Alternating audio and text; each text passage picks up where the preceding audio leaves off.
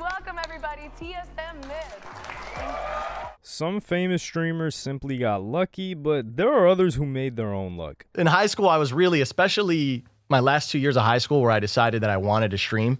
I streamed 365 days my senior year straight. That's insane. What you'll see throughout Myth's career are a series of soaring highs and devastating lows. We play Fortnite, we have a good time, but then we need to obviously map the decline here. What happened, Myth? The thing that you guys are probably all curious about.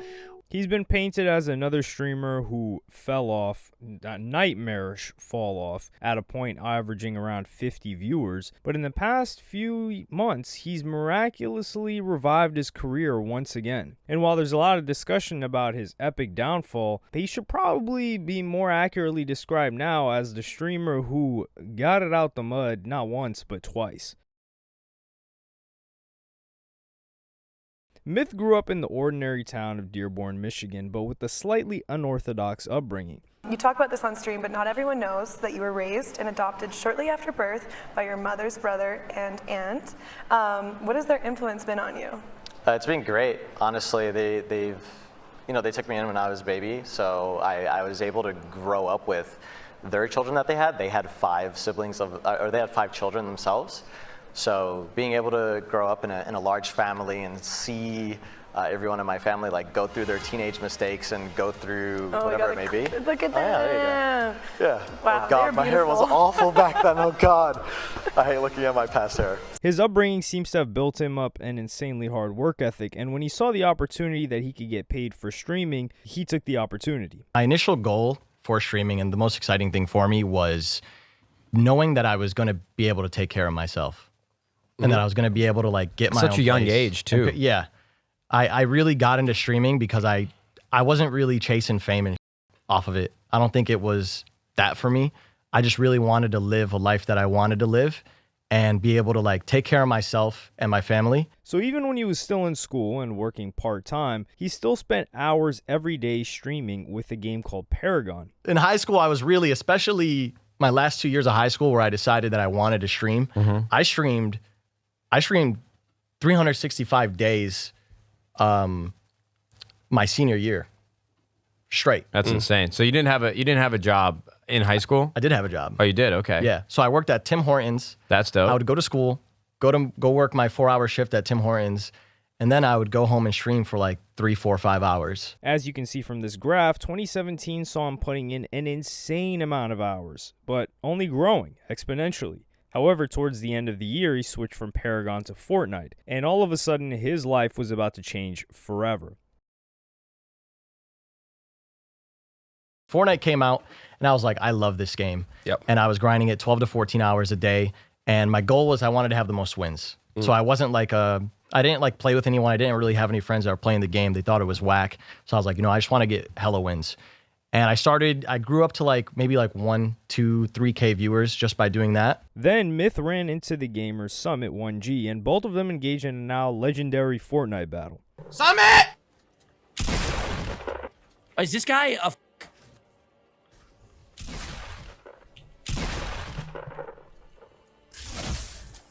He kept building up and building up and building up, and I couldn't catch him.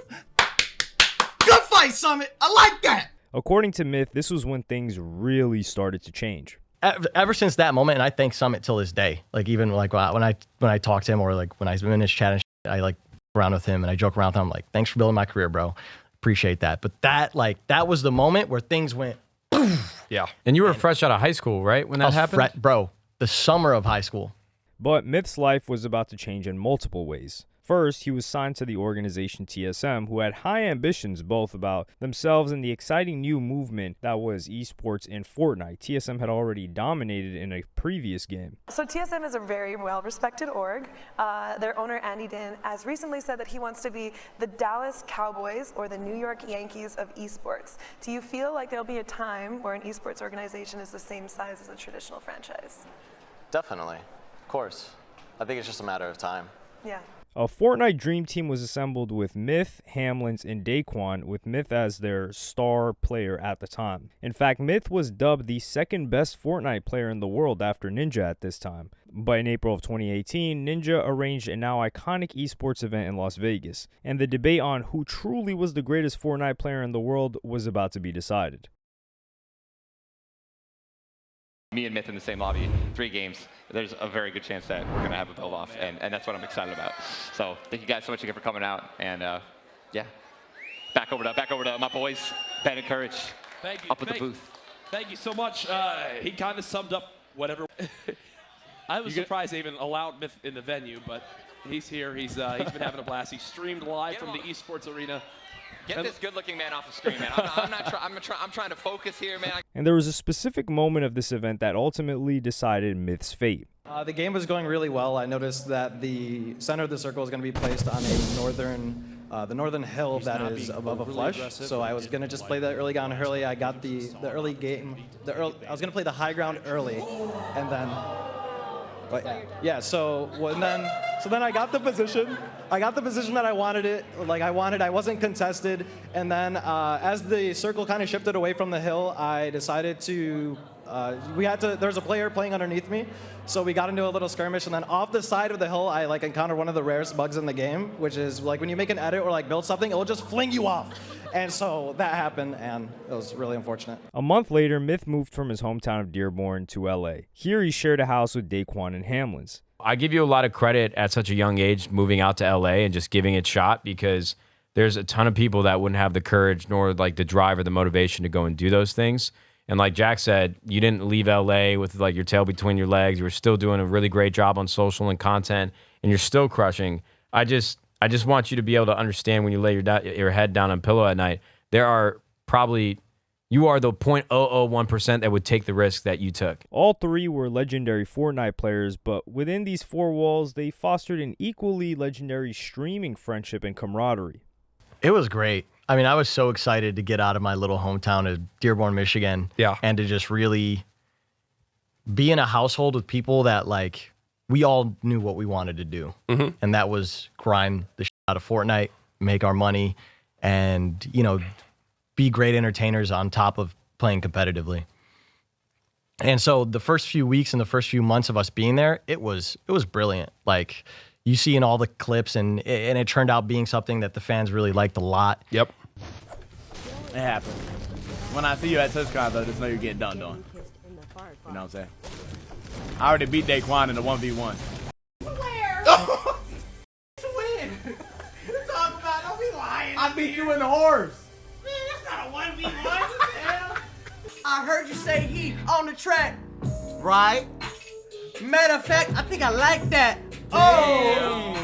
I spit this rap because I can like that. And you'll see from this graph that Myth's average viewership peaked around this period to over 100,000 average viewers. However, you can also see that this was really the crest of a wave, and things soon went downhill afterward. And there's been much speculation on just why this happened. One reason is that Myth and the other members of TSM Fortnite were starting to fall apart, mainly because Myth had different ambitions from the other guys. I was really driven to play competitively, and they really weren't. It came to a point where we had to sit down and have a talk, and they were just we just want to be content creators, really. Yep.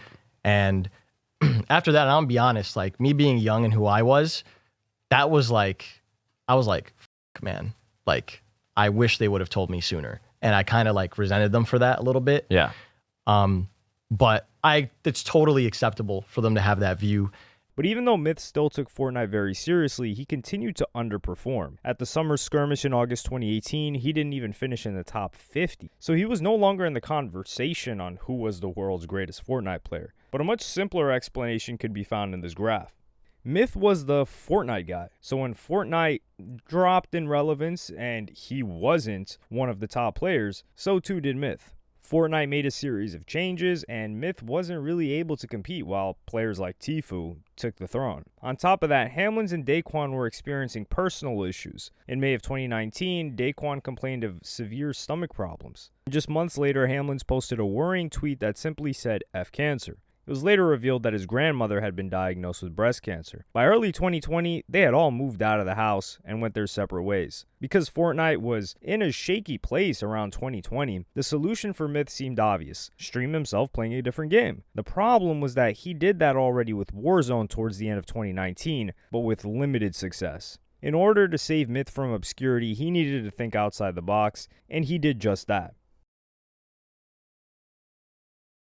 Myth switched to playing Valorant in 2020, a new game, and this proved to be a winner. It was a popular game, and COVID boosted everyone's streaming numbers. However, there was another reason behind this newfound popularity. Here, we were introduced to Coach Myth. You want to step to the play? You want to go up against Coach? You want to think that you got the dominant performance? You blue-haired troll-looking mother... I call the Smurf Village, ninja. They want their f***ing hair back. And this idea was inspired by what someone from TSM did in a different game. Literally, one of our content creators on TSM, Emad. Yep. He is like the watch partier for Fortnite. Yep. When it comes to like solo cups and stuff. And I remember seeing him one day. He literally wears a suit and he just like reacts to the games and stuff. And I was like, that's kind of cool. Yep. And then I yoinked the idea, did it, and like kind of built an entire persona character around it to sort of hype it up a little bit more. Yep. And it's been crazy. Like I didn't expect it to be as well received as it was. And like I remember the first few times I was doing it, I was just like, people really liked it. Nadeshot from 100 Thieves was really impressed with how he transitioned so well into the Valorant community. I think everybody on this show would agree, and everybody watching at home would agree, that you have been a breath of fresh air for the competitive Valorant scene. Early days, you adopted it as quick as anybody, and you actually had opportunities to co-stream a lot of the events, and just were quickly a pillar in the Valorant community, which I think is awesome. On this same podcast, he spoke about his current situation with Daquan and Hamlins. I think those issues or those things that came up in their lives really took them off the track of content creation. And it was really hard for them to get back like on the rails, I think, from that point onward. Now, like we're cool, but we're not like really close friends, and we don't really talk consistently anymore, which is unfortunate, but it is what it is. And so I like, people always ask me like, why aren't they streaming? When are they going to come back? It's like, I don't really know, bro. And Courage JD argued that not only had Myth saved his career, he could arguably grow even more popular than ever. Mentioned peak in Fortnite days, but I think the beauty of it too is that you're doing what any creator does, and that's adapting to wherever the space is, right? Like, sure, you might have had a peak there, but I still don't think, for how smart you are and how great of a creator you are and how funny you are, I don't think your peak has been hit yet. But those words didn't age well.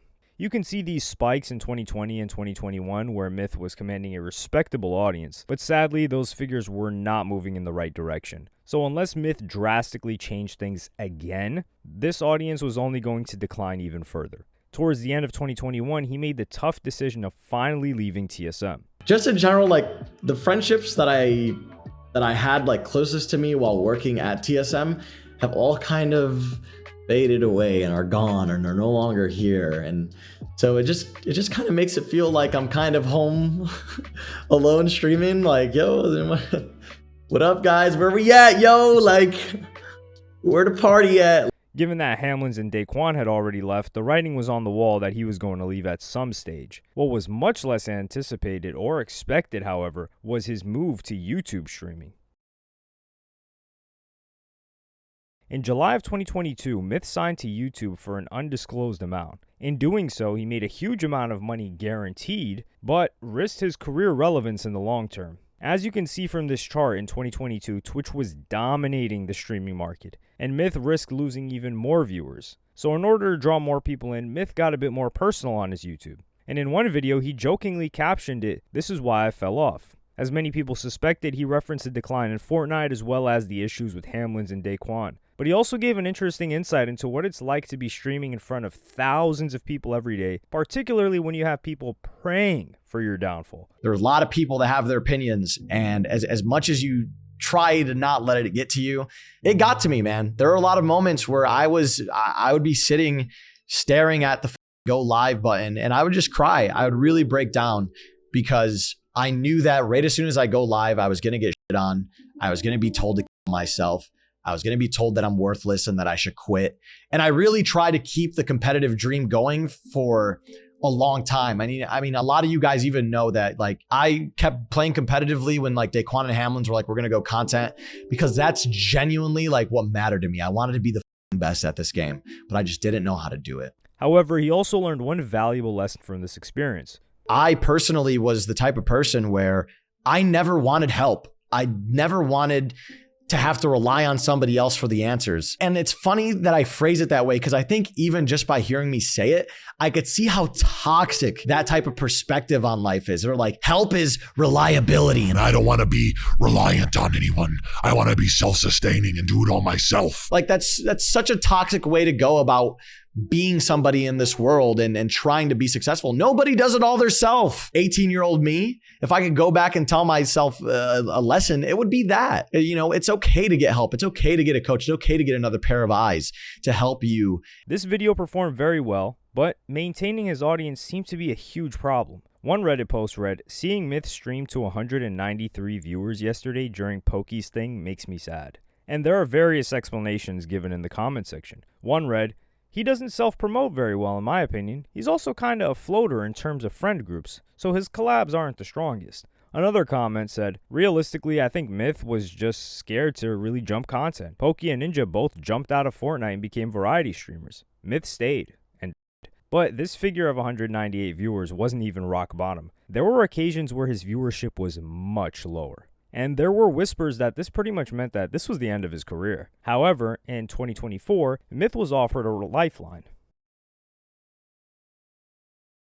If we circle back to the graph on Fortnite, you can see this newfound momentum in December of 2023, which came from the announcement of Fortnite OG. So just like before, Myth's rise and fall have been tied to the success of this specific game, and he became relevant once again due to the nostalgia factor. You guys let this little dude that saw the game a little bit differently come up and make a way in the industry when ain't nobody was giving the handouts, you know?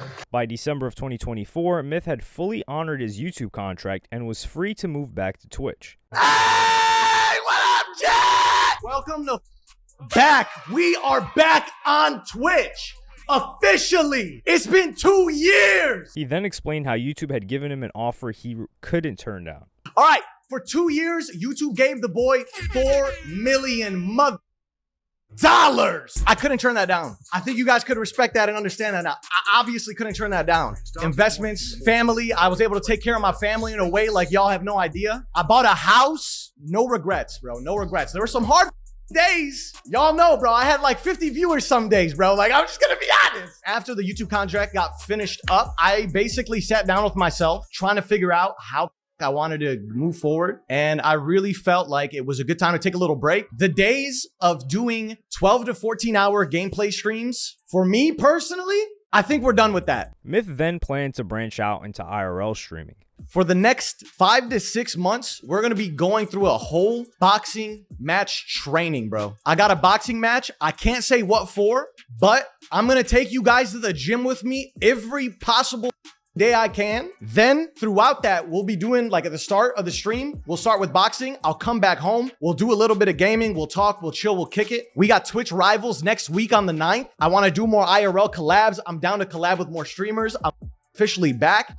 And he no longer had a fear of failure. I got ideas that I want to just execute on, bro. No longer am I afraid of like the fear of failure, and bro. I've been to the mountaintops and I've been to the depths. I've had 50 viewers on YouTube. I'm not afraid anymore, bro. 20% of my sub revenue, I'm going to be funneling it back to community efforts through giveaways, emote contests where we give a ton of money to the artists that win, giving away PCs, giving away, because you guys have given me everything in my life, bro. Plain and simple. His Twitch numbers aren't what they used to be, but he's still very appreciative to be streaming years later. On Twitter, he shared figures from YouTube where he was averaging 1,000 views, but viewed this as a positive thing, writing, "I know these numbers are light work for most people these days, but it feels good as F to see my YouTube channel show some positive growth around Arc Raiders," and receive praise from none other than Mr. Beast. He's also in a position now where he doesn't need to force himself to stream anymore. In another tweet, he wrote, "Woke up and feeling a little better, but not nearly enough to go live. Sorry for everyone that was expecting the ARC streams.